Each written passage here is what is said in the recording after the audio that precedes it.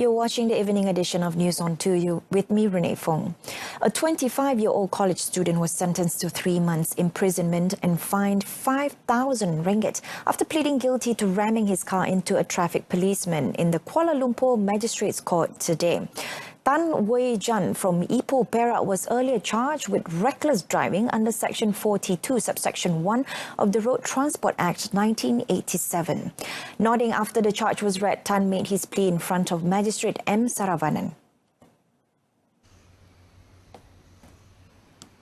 According to the charge, he had driven his Mercedes-Benz E200 recklessly and collided into the traffic police personnel Muhammad Anik Aris Muhammad Kasim 22 at the Jalan Hishamuddin traffic light intersection, Kuala Lumpur around 8:11 a.m. on 2nd April. The law allows for up to 5 years imprisonment, a fine between 5,000 ringgit and 15,000 ringgit, and a minimum 2-year suspension for the convicted person's driving license.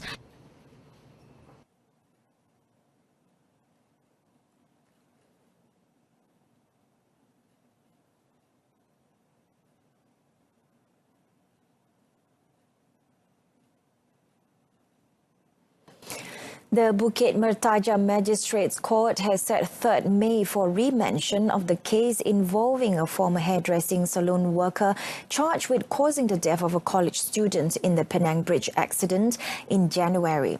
Magistrate Jamalia Abdul Manap today set the date after being informed by Deputy Public Prosecutor Nur Afika Zakaria that the prosecution just received the post-mortem report on Moy Yun Peng, 20, and is awaiting further instruction from the State Prosecution Director. On 11th February, K. Vaitis Waran, 21, was charged with causing the death of his friend, a private college student at Kilometre 4 of Pulau Pinang Bridge heading towards Perai at about 3 a.m. on 20th January. The offence under Section 41, subsection 1 of the Road Transport Act 1987 carries a maximum jail term of 10 years and a fine of up to 20,000 ringgit upon conviction. The accused, represented by counsel S. Parameswaran, pleaded not guilty and was allowed bail of 7,000 ringgit in one surety. The court also ordered the driving license of the accused to be suspended until the case is over.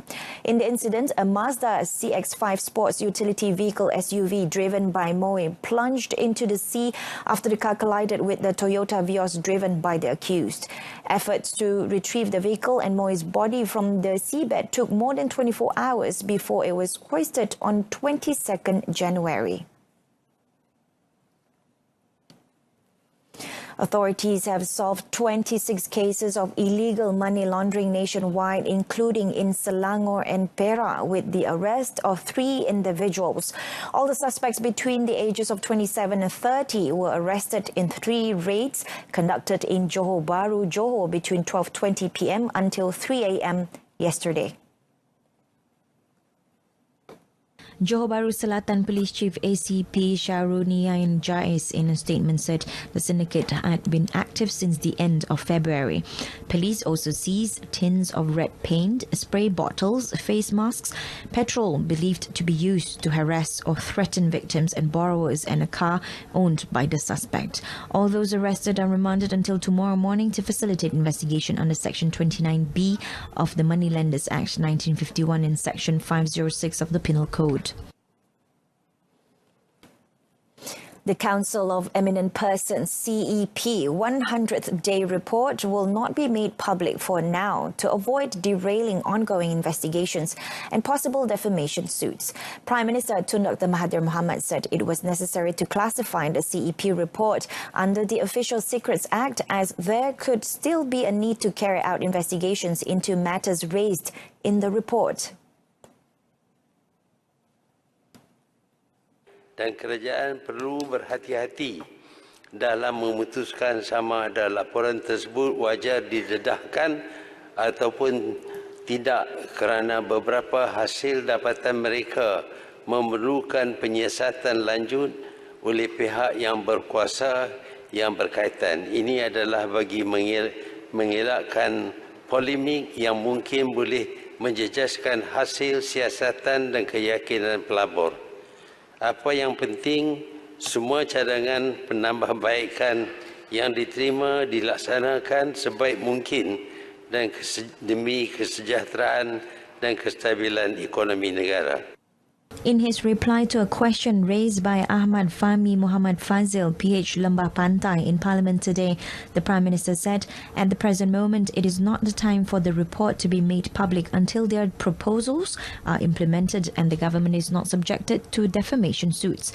He also confirmed that the CEP report had been submitted to him and had since been passed on to the Governance, Integrity and Anti-Corruption Centre, GIACC, and the Implementation Coordination Unit in the Prime Minister's Department for further action. Prime Minister Tun Dr. Mahathir Mohamad said the percentage of national debt has declined following the rise in gross domestic product, GDP. The Premier added that when the GDP grows larger, the percentage of debts will reduce. Sekarang ini GDP negara sudah meningkat. Apabila GDP meningkat, maka peratusan utang menjadi kurang. Itu satu fakta. Yang keduanya ialah apabila kita selesaikan beberapa hutang dengan mengambil tindakan, maka hutang kita sudah pun berkurangan. Sekarang ini kita hampir sampai kepada tahap yang mana dianya tidak lagi menjejaskan usaha kita untuk mentadbir negara dan membangunkan negara. The Prime Minister said this when responding to Pontian MP Datuk Sri Ahmad Maslan, who asked about the status of the national debt and pointed the disparity between the 1 trillion ringgit figure trotted out by the Pakatan Harapan administration soon after assuming federal power and the 686 billion ringgit figure stated in several reports by the government. This includes, he said, the economic report and mid-term review of the 11th Malaysian Plan, as well as Finance Minister Lim Guan Eng telling the Dewan that the country's debt stood at 773.1 billion ringgit this year, an increase of 87 billion ringgit from 2017. On another note, Tun Dr. Mahathir said Malaysia's debt to GDP ratio is lower now, resulting in a more manageable debt level, but the government will sell more assets to reduce borrowings. We have been able to recover quite a lot of the money that was lost or that was kept by Singapore and all that. So that money helps to reduce the debt. We are also, of course, working hard on trying to reduce the contract value of the ECRL, because if we don't continue with the project, we would have to pay a very huge compensation. So that is being managed. But we see a possibility of reducing more debts through identifying assets of the government which we can sell. So at the moment the process is going on, it's not static. It is being lowered, worked on all the time. The Premier said this to reporters in the Parliament lobby. We are also, of course, working hard on trying to reduce the... Meanwhile, Tun Dr. Mahathir said federal ministers will review the proposal to reorganize Lembaga Tabung Haji's finances at the weekly cabinet meeting tomorrow. The Prime Minister told Parliament today that among issues to be raised tomorrow is the fund's ability to pay out dividends to contributors.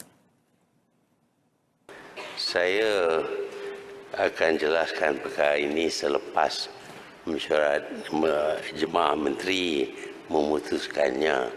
Tetapi hakikat yang diketahui umum ialah terdapat pencurian oleh pengurusan tabung haji yang banyak, dan ini sudah tentu menjejaskan kebolehan kita memberi pulangan kepada penyumbang kepada tabung haji.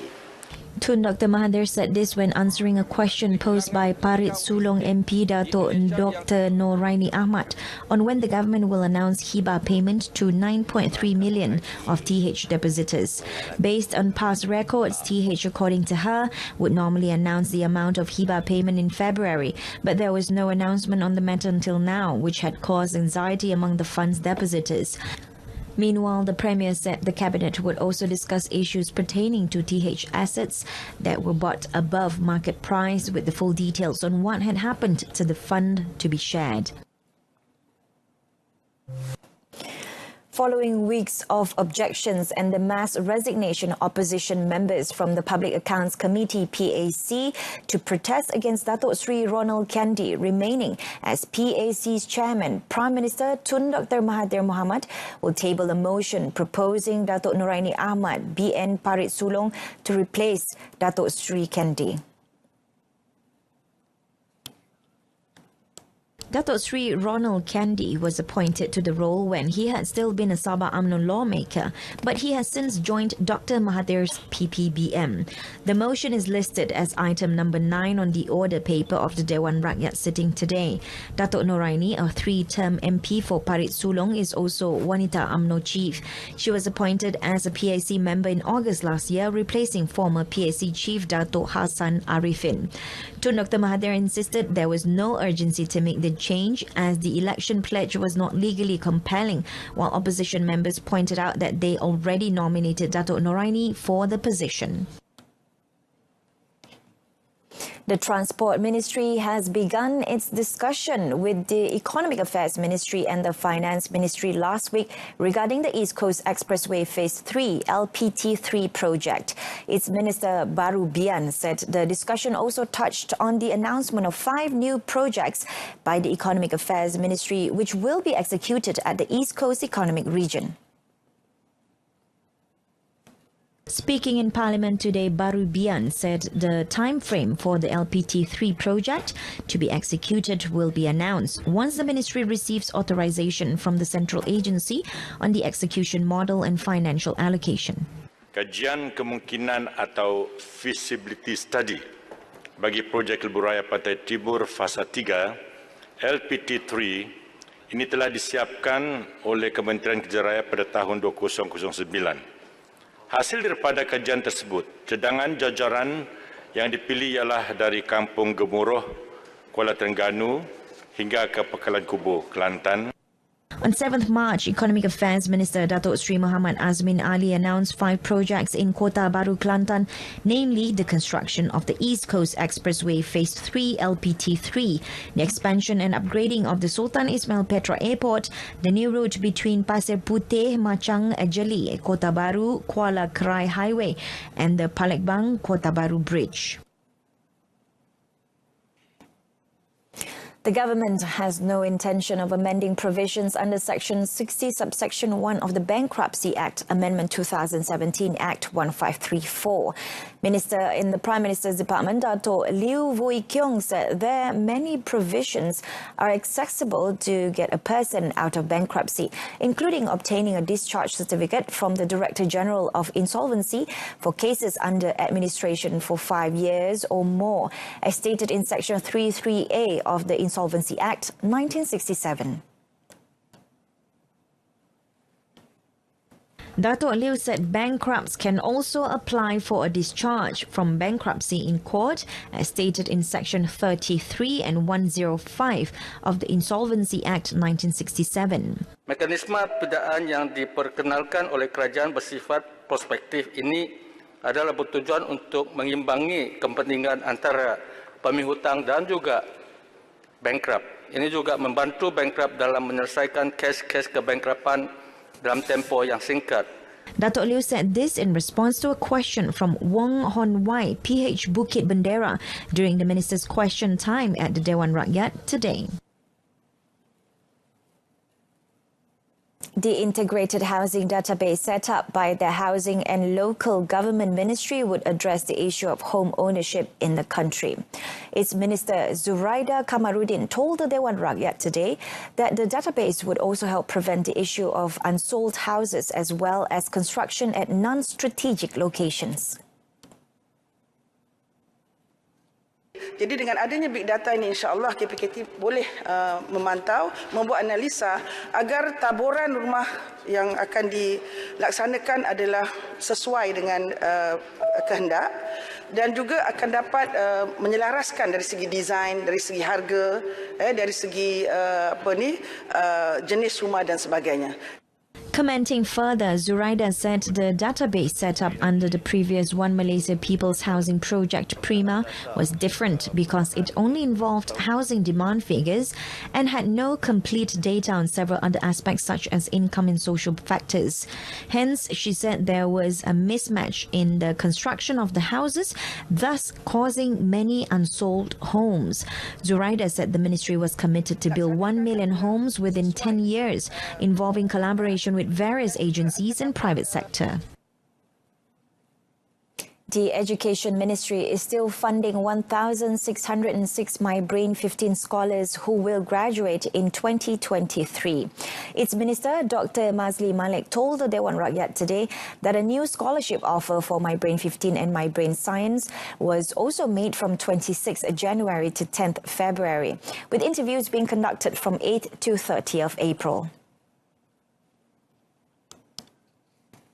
Kedua-dua program MyBrain adalah hanya subset kecil untuk menyokong objektif Pelan Strategik Pengajian Tinggi Negara untuk mencapai sasaran melahirkan 60,000 orang graduan PhD warga negara Malaysia menjelang tahun 2025. Program-program lain seperti tajaan MARA, JPA, SLAP, SLAI dan tajaan beasiswa keguruan juga adalah antara penyumbang bagi mencapai sasaran ini. Walaupun tawaran baru program MyBrain 15 ditangguhkan pada masa ini, namun kementerian masih meneruskan pemberian Fundamental Research Grant Scheme dengan izin ataupun lebih dikenali sebagai FRGS. Ianya ditawarkan kepada semua universiti awam di Malaysia. Pantau panjang. Terima kasih, Yang Ketua. The government has no plans to reintroduce Clause 88A to amend the Law Reform Marriage and Divorce Act (LRA) to deal with the unilateral conversion of minors. Home Minister Tan Sri Muhyiddin Yassin said this was because the Federal Court had decided against several unilateral conversions last year, and the decision to drop the proposed clause when amending the LRA in 2016 came after close scrutiny by the Attorney General Chambers, AGC.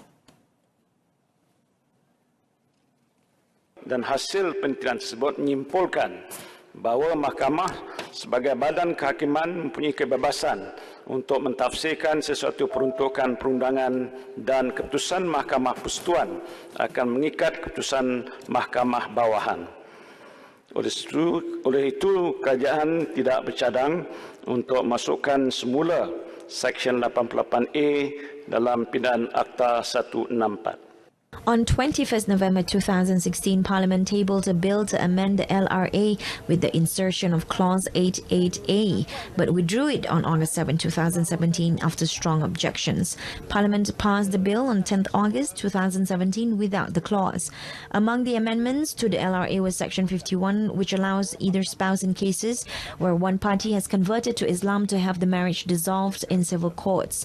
The amendments also dealt with the issue of alimony, child custody, and property division in the event where a spouse had converted to Islam. Despite experiencing a drop in foreign direct investment FDI last year, Pulau Pinang is looking at 5 billion ringgit target this year, despite the softening in the industrial sector.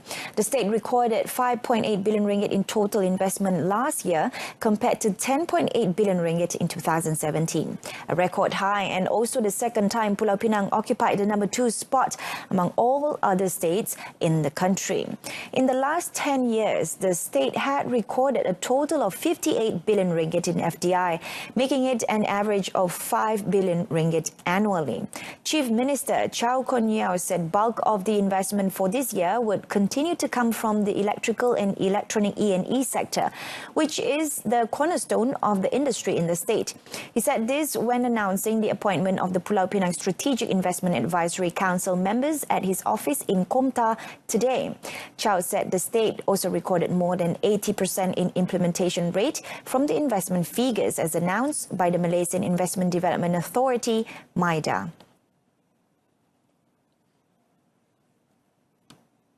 National mixed doubles pair Goh Soon Huat and Chevron Lai Jemmy were forced to pull out of their Celcom Axiata Malaysians Open's quarterfinals tie with Thailand's Dechapol Puavaranakro Sapsiri Taretanachai scheduled today. This came after Soon Huat complained of dizziness during the morning training session.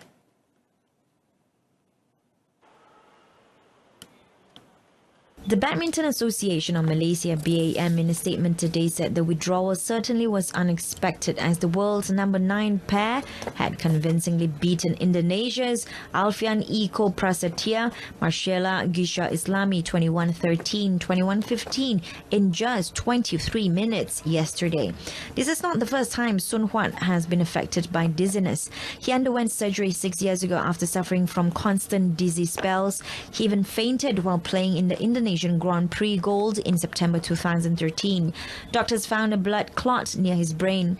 Coach Chin Yi Hui believes the problem could have flared up again. According to Yi Hui, Sun Huat was already feeling lightheaded since yesterday, possibly due to the surgery he had many years ago. The withdrawal will come as a blow to the pair's title defense bid at the Singapore Open next week. FA Cup defending champions Pahang made it into third round of the tournament after last night's action. The Tok Gajah squad, who have won the cup in 2006, 2014 and 2018, easily beat amateur club PIBFC 4-0 at the Darul Makmur Stadium in Kuantan. Wan Zaharul Nizam Wan Zakaria opened the floodgates early for the home side in the 8th minute, much to the delight of the crowd. Jose Eduardo gave Pahang second in the 15th minute as the host leads with a 2-0 cushion. Safuwan Baharudin extended Pahang's lead in the 28th, giving the host a comfortably 3-0 lead coming into the break. The second half was equally exciting as Faisal Halim gave Pahang's fourth in the 60th minute, giving their opponent PIBFC little to no room to recover.